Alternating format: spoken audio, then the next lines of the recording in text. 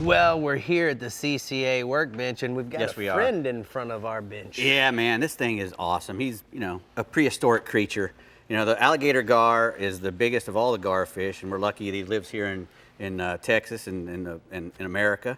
And they get to be 10 feet long. What? A freshwater fish gets 10 feet long, can weigh up to 300 pounds. Now, and when King Sailfish showed up with this thing, I thought, what? Yeah, he's a little one. Yeah, he's it's probably about a 200-pounder. It looks like about as big as I am. So that's how I always like to gauge how big a fish is, marlins or whatever. Hey, he looks like 2 of me, 3 of me.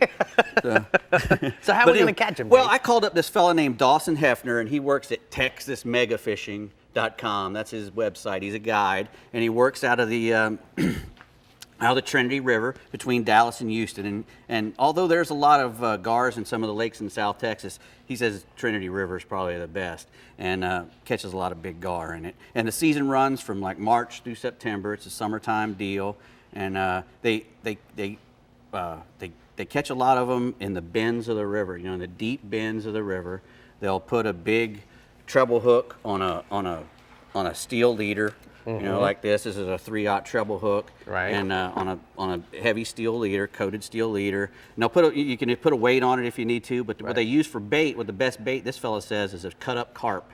They'll use a ½ pound or a £1.5 chunk, depending on the size of the fish they're after, and that's how they catch them. They put them down there, anchor up, or put down there on the sandbar in that deep bend of the river, and let them pick it up. And what they like to do is once they pick it up, they got to let him go for a while. If you look at that mouth on that thing, it's like a mouth of a crocodile or an alligator. That's why he gets his name, because he's the only gar that has that blunt snout with all those teeth in it. The rest of them have long, skinny noses, and that's where he gets his name, because his face comes out of the water and it looks like an alligator. Right. So you gotta let him go, because he's a hard mouth. And I had a buddy up in Louisiana who was trying to catch him. I told him, use a circle hook. He couldn't catch one on a circle hook. He finally had to go to a kale hook, and he was able to catch him on them. But this fella Dawson, he likes to use a big treble hook. He's gonna get away. What size reel are you using for these? Well, you gotta be 5,500 or up. I think he likes to use an 8,500. He likes to use the bait runners. Yeah. He likes to use something that can, when the fish picks it up, he can just let him go, and let him go some more. Heavy action rod? Heavy action rod, because he's a heavy fish, and he gets in that current, he's gonna, give you a little bit of a mess. You think? Yeah.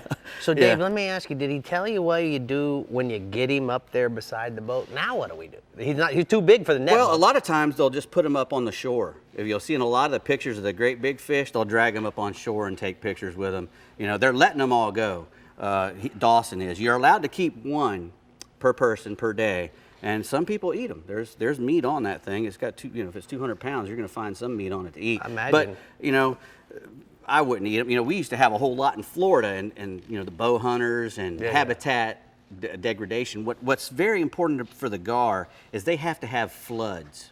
Right. Because they only spawn in flooded terrestrial vegetation, flooded grass or bushes and stuff like that. That's the only time they'll spawn. So on rivers and stuff where they have a bunch of flood control and that sort of thing, it keeps them from spawning.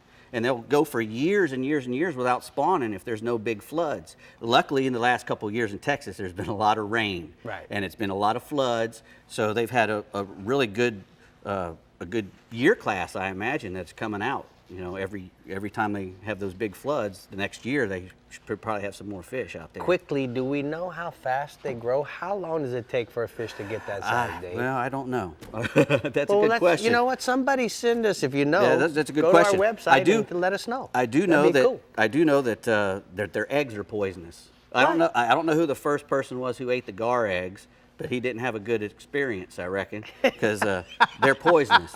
And so don't, if you catch one and you're thinking about eating them, don't eat the roe. Don't fry the roe up. It's not caviar. No. All right, Bree. Live to tell the Got me tale.